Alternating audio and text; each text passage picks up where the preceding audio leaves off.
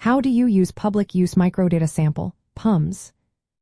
Imagine having the power to look at individual pieces of information about people and households across the entire United States. That is what the Public Use Microdata Sample files offer. These files are detailed, anonymous records collected by the U.S. Census Bureau, mainly from the American Community Survey.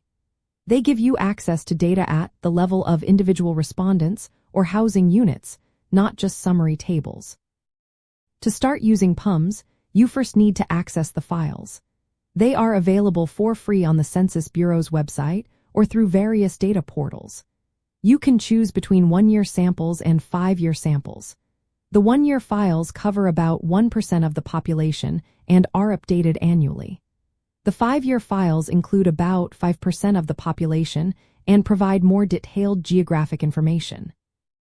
The 5-year data are especially useful if you want to analyze smaller areas like counties or neighborhoods. Next, you should understand the geographic units in PUMS. The data identify locations at broad levels such as states, regions, divisions, or public use microdata areas. These areas are designed to protect privacy but still allow for geographic analysis. Smaller units like census tracts or individual cities are not directly identifiable in PUMS data. Once you have the data, you can start preparing for your analysis. Unlike the American Community Survey summary tables, PUMS lets you create your own custom tables. You can combine different variables to answer specific questions. For example, you could look at income levels among different age groups or analyze housing characteristics for particular racial or ethnic groups. Each record in the file includes detailed responses on age, race, education, income, housing, and employment. To get accurate estimates, you need to apply the sample weights included in the files. These weights adjust your results to reflect the entire population.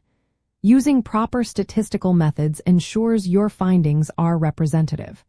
This is especially important if you plan to do modeling or detailed research. PUMS data are very useful for researchers, policymakers, and planners. You can study specific demographic groups, analyze housing affordability, or model socioeconomic patterns. For example, you might want to understand how income varies among different racial groups in a particular state, or examine employment trends at the household level. Always keep in mind the confidentiality protections used by the Census Bureau. They apply techniques like top coding and category reduction to prevent identifying individuals. When analyzing the data, be aware of these limitations and interpret your results accordingly. In summary, using PUMS involves downloading the microdata files, selecting the variables and geographic areas you are interested in, applying the sample weights, and performing your own analyses.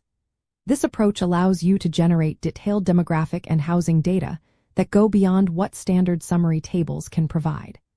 It is especially helpful when you need tailored information for specific research questions or when building models based on individual level data.